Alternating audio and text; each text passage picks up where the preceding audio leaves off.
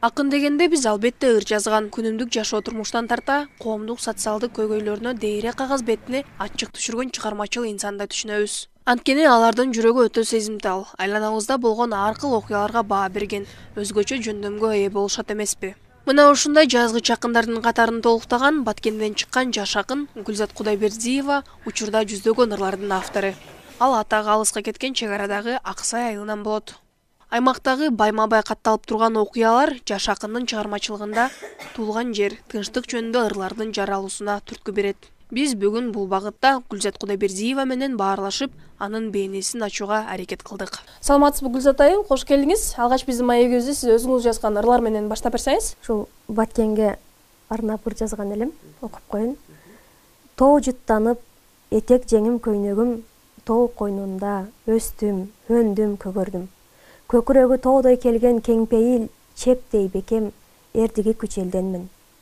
Алакандай болгон Баткен жеримдин, ааламга тең касиеттүү жеримиң. Атак даңкы дүнүйөгө тараган чыгаандары жашап өткөн жерденмин. Биз билгенде сиз патриоттук мааниде эле эмес, бардык багыттагы темаларда ыр жазасыз да. Өзгөчө сүйүү жөнүндө ырларыңызга белгилүү эстрада ырчылары оон жараты ырдап келишет.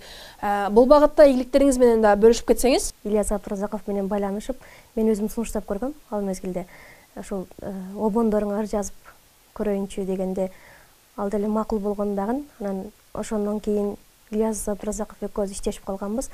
Азыр бүгүнкү күндө Ильястын көптөгөн обондоруна ырларымды, тексттерди жазып алган эмес. Ильяздан башка дагы ырчылар Жайнагүл Тентиева, Айжамал Кабылова сыяктуу, Толкунбек Курамбеков сыяктуу ырчылар ырдап жүрүшөт.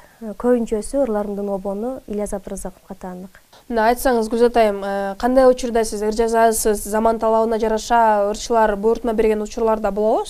Көбүнчөсү ушул мага буйртма менен заказ беришет, буйртма менен чыгарып ыр жаздырышат. Анан негизинен баягы өзүңдүн ички дүйнөңдөгү, өзүңдүн ичиңдеги жазган ырлар бул башкача да. Анан буйртма менен жазган чыгармалар бат эле жазылып калат, бат эле жазылат. Негизинен өзүңдүн жашап жазган чыгармаларың бул көркөмдүүрөөк болот. Талантты өнүктүрүш үчүн биринчиден ушул акындар менен көбүрөөк бирге жүрүш керек, иш-чараларга катышыш керек. Андан сырткары ушул акындардын чыгармаларын окуп, ошолор менен өзүнүн чыгармаларын салыштырып, ушундай учурда мисалы бир чыгарманы окусаң деле өзүңдө эргүү пайда болот да. Ошол чыгарманын бир сөзү деле өзүң сага бир таасир берип, ошол сөздөн улам бир чыгарма жаралган учурлар болот да. Ошондуктан жаш калемгерлерге айтар элем, бул ырды акын болгондуктан ырды тапташ керек, ырды багыш керек да. Жөн эле отура бербестен ошол бир ырды жазыш үчүн көптөгөн ырларды окуш керек. Көптөгөн чыгармаларды окусаң, ошондо өзүңө кандайдыр бир сөз таасир болуп, анан ыр жазган учурлар болот да. Азыркы учурда Баткен аймагында улуттук адабиятка, анан поэзия кызыккан жаштар арбын элеби? Алардын чыгармачылыгын өнүктүрүүгө шарттар барбы? Баткен облусубузда Москва кайрактары адабий клубунун филиалы бар. Баткен кайрактары деп, мунун координатору мен өзүм.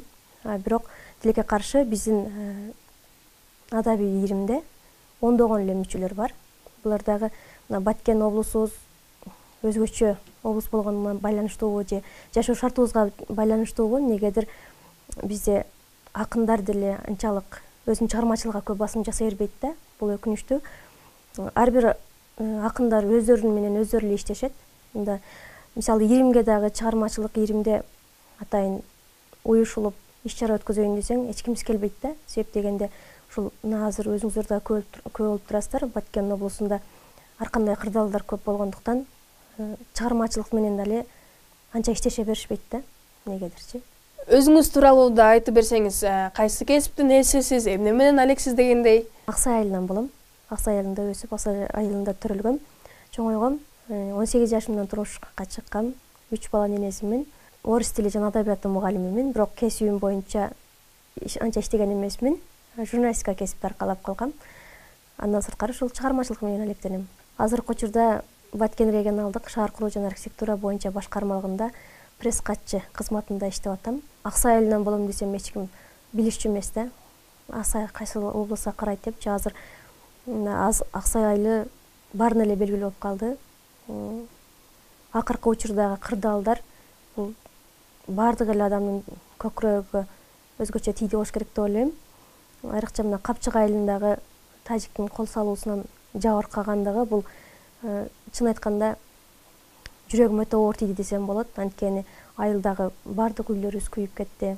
Албетте бул дагы эле менин чыгармачылыгыма өтө таасирин чоң тийгизе алды деп ойлойм. Буюрса көкүрөгүмдө ушул ойлор турат, жакшы чыгармалар жаралат деген. Мына босогодо да жаңы жыл келатат. Окурмандарыңыз үчүн дагы бир жакшы чыгармаңыздан окуп берсеңиз.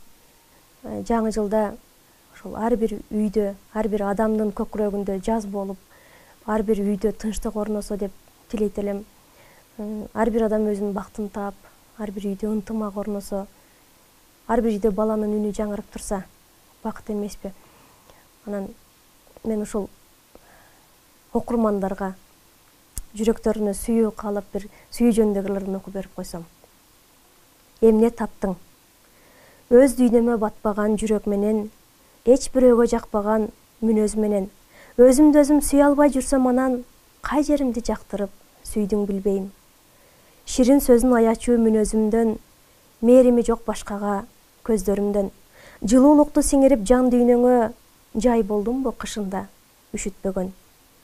Мүмкүнчүлүк берилбей тандоо жактан, бул жашоодон орун таппай жүргөн жандан, бир муштумдай жүрөктүн ээси болгон, эмне таптың жарытаар акын кыздан.